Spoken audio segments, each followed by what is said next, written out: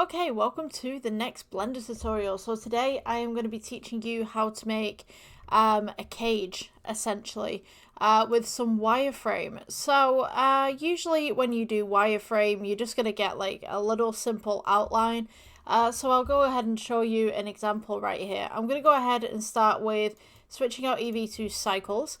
And then we're going to go to the modifiers at the side. We're going to go with add modifier, and the modifier that we're going to add is wireframe. Now you'll notice immediately as soon as you make the wireframe, you have this thickness option right here where you can make this thicker, thinner, whatever you would like. You also have this offset option as well. To be honest with you, I don't really use that much. And then you have boundary. And you have relative as well, which will make this a little bit thicker. So if you want to have kind of a little bit of a cage and you want kind of some mesh across the side here, all you're going to do is go to edit mode.